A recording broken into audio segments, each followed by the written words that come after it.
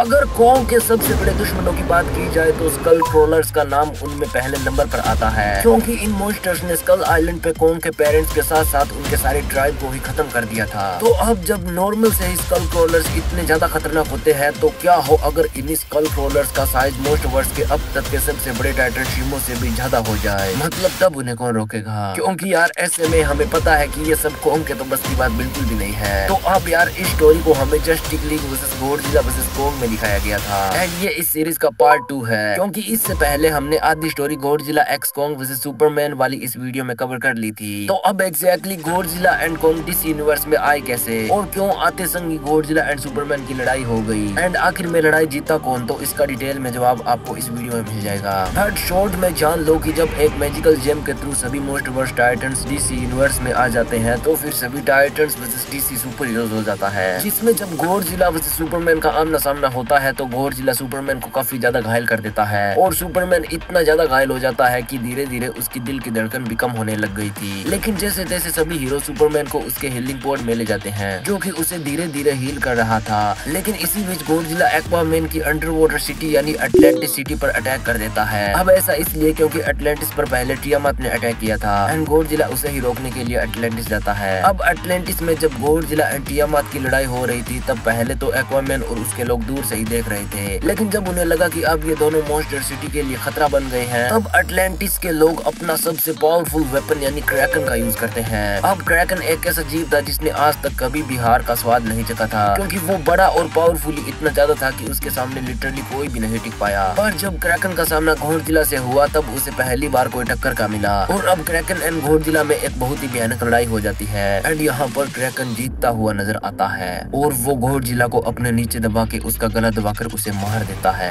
And यहाँ पे Aquaman, wonder woman, flash and बाकी के हीरोज के सांस में सांस आती है और वो आपस में बात करते हैं कि चलो इस आफत से तो छुटकारा मिला और अब वो आगे की प्लानिंग्स में लग जाते हैं। लेकिन तभी उनके कानों में एक आवाज आती है।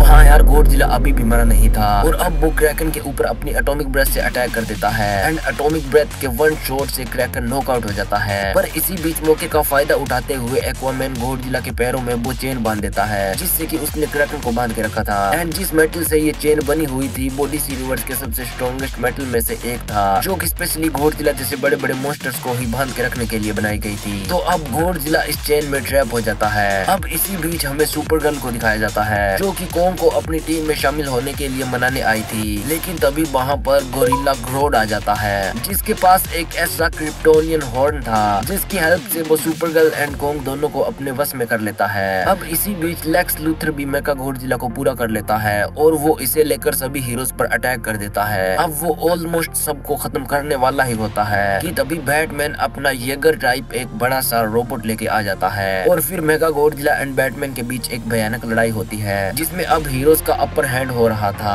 पर तभी आता है कहानी में ट्विस्ट और super girl and Kong fight में एंटर करते हैं और यहाँ पे सबसे ज्यादा परेशान करने वाली बात ये थी कि अब वो दोनों अपने कंट्रोल में नहीं थे, बल्कि गोरिल्ला ग्रोड ने उन दोनों को अपने कंट्रोल में कर रखा था। अब सबसे पहले तो super girl wonder woman and बाकी के हीरोज को नॉकआउट कर देती है एंड देन कॉन्ग भी अपने रास्ते में आने वाले हर एक टाइटन हीरो रोबोट सबको तहस नहस करके रख देता है। पर तभी कॉन्ग को रोकने के लिए सभी ग्रीन लैंटर्न्स एक होकर एक मेगाजोर्ड फॉर्म करते हैं और फिर वो कॉन्ग के मुंह पे एक जोरदार पंच मारते हैं, जिससे वो लड़खड़ा के नीचे गिर जाता है। बट थोड़ी ही देर बाद लैंटर्न्स को ये रियलाइज होता है कि इसका कोई भी फायदा नहीं हुआ, क्योंकि कॉन्ग की स्ट्रेंथ के आगे ग्रीन लैंटर्न्स का वो मेगाजोर्ड किसी भी काम का नहीं था और कॉन्ग उसका एक हाथ पकड़ कर तोड़ देता है और अब कॉन्ग का अगला निशाना सभी सुपर हीरोज होते हैं। पर तभी कहानी में एंट्री होती है बीस्ट बॉय की। अब अगर तुम्हें पता नहीं है तो बीस्ट बॉय एक ऐसा सुपर हीरो है जो कि किसी भी सुपर हीरोज की पावर, साइज एंड उसकी स्ट्रेंथ को कॉपी कर सकता है। तो बीस्ट बॉय अब खुद एक कॉन्ग में बदल जाता है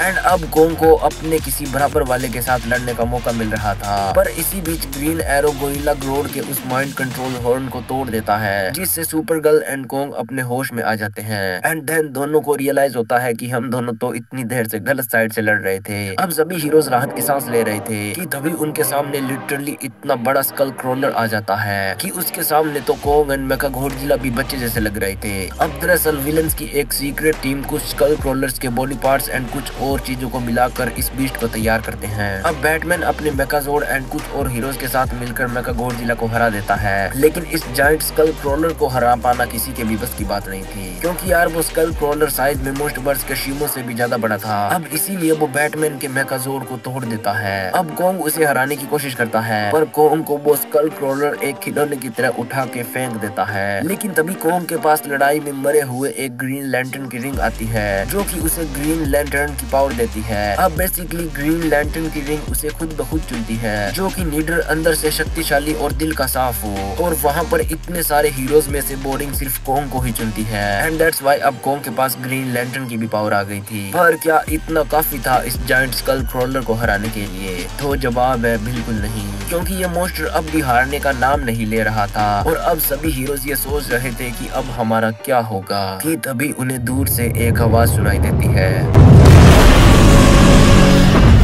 अब हाँ यार, गॉडजिला एंड सुपरमैन साथ में मिलके आ रहे थे, लेकिन अब ऐसा हुआ कैसे? क्योंकि सुपरमैन तो अभी भी घायल था और हीलिंग पोड में उसे हील होने के लिए बहुत ज्यादा टाइम लगने वाला था, और वहीं गॉडजिला अभी भी ओशन में था। तो फिर दोनों यहाँ पे एक टीम बनकर कैसे आए? तो यार, जब सभी heroes Kong, Mechagodzilla and कई और विलन्स के साथ लड़ने में बिजी थे, तभी सुपरमैन थोड़ा सा होश में आ जाता है और फिर उसे रियलाइज होता है कि उसे जल्दी से जल्दी सही होना पड़ेगा। अब इसीलिए वो फ्लाई करके सन के काफी ज्यादा करीब चला जाता है। अब जिस तरह से गॉडजिला को रेडिएशन से पावर मिलती है, उसी तरह से सुपरमैन को भी सन से पावर मिलती है। अब इसीलिए सन के करीब जाने के कारण सुपरमैन पहले जैसा ही हो जाता है, और फिर वो हालात का जायजा लेता है और उसे पता चलता है कि हमारी दुनिया में तो इन मॉन्स्टर्स की बारात आ गई है और अब ये सभी हीरोज के ऊपर हावी हो रहे हैं। लेकिन तभी उसे याद आता है कि एक मॉन्स्टर है जो कि इन सभी को रोक सकता है, क्योंकि उसके साथ लड़के सुपरमैन को ये तो पता चल गया था कि पावर के मामले में वो उसे यानी सुपरमैन को भी हरा सकता है। पर इसी बीच सुपरमैन को कहीं ना कहीं ये भी रियलाइज हो जाता है कि ये सब लेक्स लूथर का किया धरा है और गॉडजिला कोई बुरा मॉन्स्टर नहीं है। अब इसीलिए वो सीधा वहाँ पे चला जाता है जहाँ पे अभी गॉडजिला था, यानी अटलांटिस सिटी में। अब वहाँ पे जाकर वो गॉडजिला से बात करने की कोशिश करता है और उसे समझाता है कि हम दोनों का मकसद एक ही है, यानी इस दुनिया की रक्षा करना, तो प्लीज मेरा साथ दो। पर इसी बीच वो देखता है कि गॉडजिला एक चेन से बंधा हुआ है, एंड सुपरमैन को पता था कि जिस मेटल से ये चेन बनी हुई है वो इस यूनिवर्स के कुछ सबसे पावरफुल मेटल्स में से एक है, यानी इसे तोड़ना आसान नहीं है। पर सुपरमैन जैसे तैसे उस चेन को गॉडजिला के पैरों से रिमूव कर देता है और फिर गॉडजिला को अपने साथ चलने के लिए कहता है। लेकिन गॉडजिला ठहरा किंग ऑफ द मॉन्स्टर, मतलब भाई मोहतरा के अलावा किसी की भी बात नहीं मानता है, तो वो सुपरमैन की बात भला क्यों मानेगा? लेकिन तभी सुपरमैन के दिमाग में एक खुराफाती आइडिया आता है, मतलब वो गॉडजिला के मुंह पे पंच मार के समुद्र से बाहर भाग जाता है। अब इससे हुआ ये कि गॉडजिला गुस्से में आकर सुपरमैन का पीछा करने लग जाता है। अब इसी बीच उस जायंट स्कल क्रोलर ने सभी हीरोज की नाक में दम कर रखा था और हर मुमकिन कोशिश करने के बावजूद भी कोंग एंड सभी हीरोज को नाकामयाबी ही मिल रही थी। लेकिन तभी समुद्र में से कुछ ऐसा बाहर निकलता है जो कि लिटरली इतने ज्यादा गुस्से में था कि उसकी आवाज से आसपास की बिल्डिंग के ग्लास टूट गए थे। अब हाँ यार, वो कोई और नहीं बल्कि गॉडजिला था, एंड उसके साथ सुपरमैन भी था।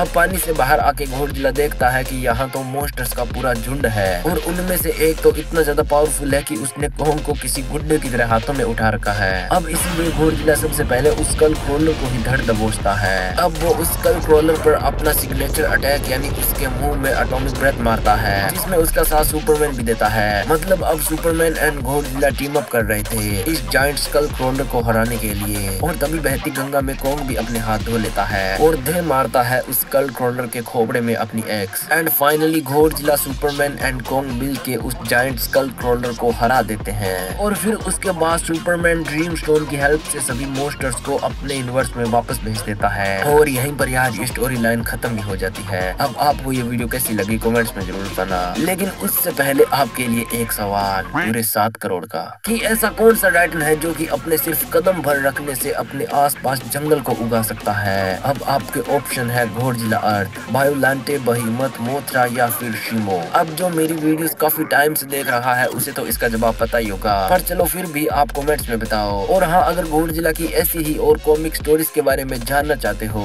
मतलब डीसी के अलावा भी गॉडजिला मार्वल में अपीयर हो चुका है, जहाँ पे उसका सामना अवेंजर से हुआ था, एंड उसकी खुद की भी कई सोलो कॉमिक बुक सीरीज आ चुकी है। तो अगर उनके बारे में भी जानने में इंटरेस्टेड हो तो कमेंट्स में जरूर बताना। एंड हाँ यार, तुम लाइक नहीं करते हो, नहीं क्यों नहीं करते हो? मतलब तुम्हारा एक लाइक मुझे काफी ज्यादा मोटिवेट करता है वीडियोस बनाने के लिए, क्योंकि मुझे पता है सब्सक्राइब तो तुम करोगे नहीं, भला काम भला तुम क्यों करोगे, तो इसीलिए लाइक का ही बोल रहा हूँ, प्लीज वो कर देना। बाकी अगर सुपरमैन वर्सेस गॉडजिला की प्रॉपर फाइट की वीडियो देखनी है तो वो तुम्हें एंड स्क्रीन में मिल जाएगी, जो कि बाय द वे इस वीडियो का फर्स्ट पार्ट भी है, तो आप उसे भी जरूर चेकआउट करना।